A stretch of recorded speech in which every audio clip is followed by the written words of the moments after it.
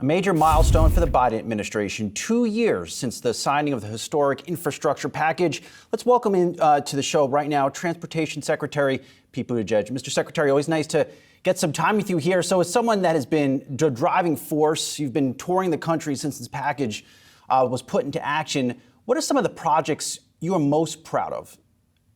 Well, what I really love about this infrastructure package is it's funding projects of all shapes and sizes. Everything from the announcement that we just made at the Hudson River Tunnel. President Biden announced a new round of funding under the law that he signed 2 years ago that brings us to an $11 billion commitment, making it one of the biggest public works projects in modern American history.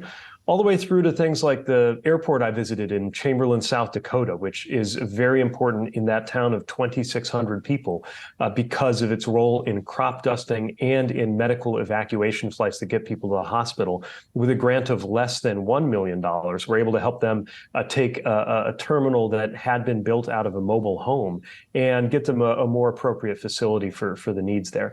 So in every state and territory, we're seeing a total of over 40,000 projects that have been identified. And again, some of them, I call them the cathedrals of our infrastructure, rebuilding airport terminals, taking care of bridges or tunnels that are 100 or 150 years old. Others are more backyard projects that will rarely make national news, but are some of the most rewarding ones for me to hear about and for me to visit, because there's enthusiasm for those in some of the same communities that have been left out in the past. Is there an estimate you're able to point to on how much in terms of job creation this plan has put forward? Well, what we have seen overall is that our economy has added hundreds of thousands of construction jobs. And if you think about the way the ramp up works, that's only going to accelerate as we go into the next year. It took a while to get those multi-billion-dollar programs up and running and then to get the money flowing out the door. So it's really starting this year and accelerating next year that you're seeing the construction start to happen. We also saw some really encouraging news in a report that recently came out from Treasury, showing that investment by state and local governments in public infrastructure, it's at an all-time high since, or it's the highest level it's been at since the 1970s. And when you see that happening, the state and local investment unlocked by the federal investment, it shows that America is finally doing what we should have been doing a long time ago. One other nuance in that report that I think is interesting: historically, sometimes big infrastructure investments reinforce inequalities. They tend to be highest in the highest income areas. This time around, the data are actually showing that it is in lower income states that we are seeing higher rates of investment per capita. And that's, I think, very fitting, because infrastructure can be a great equalizer that helps more people access opportunity, access jobs, and get their shot at the American dream.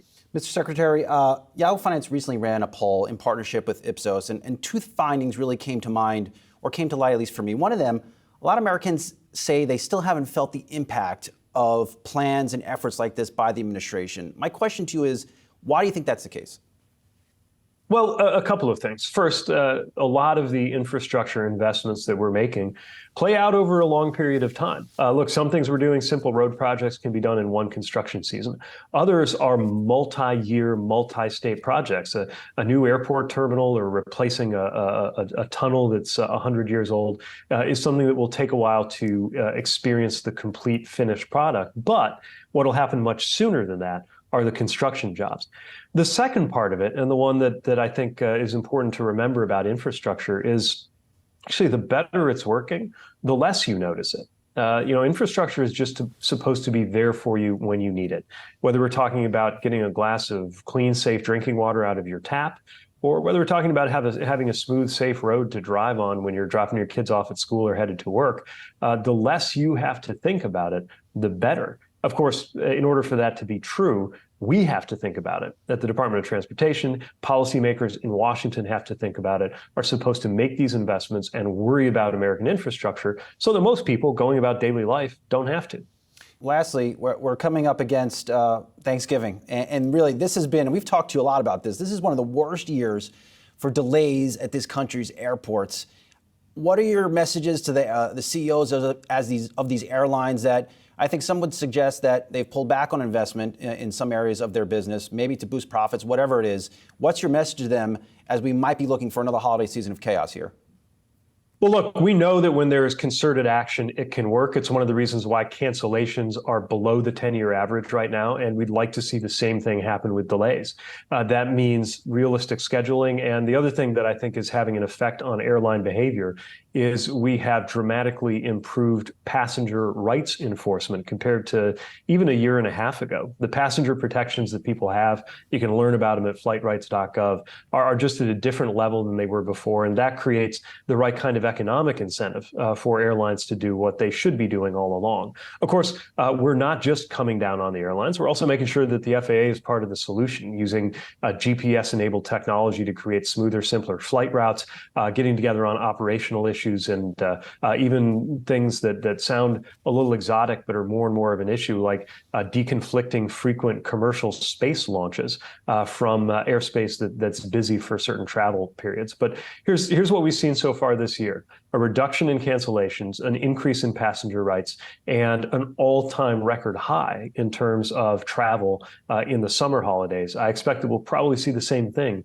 going into the winter holidays, and so we'll be watching closely and ready to have passengers back anytime they experience an issue. Well, luckily for me, Mr. Secretary, I'm just going down the block in my car for the holidays. So no airplanes for me. But it's good to see all the work you continue to do there. Transportation Secretary Pete Buttigieg, always a pleasure to get some time with you. Thanks for joining Yahoo Finance. We appreciate it. Same here. Thanks for having me on.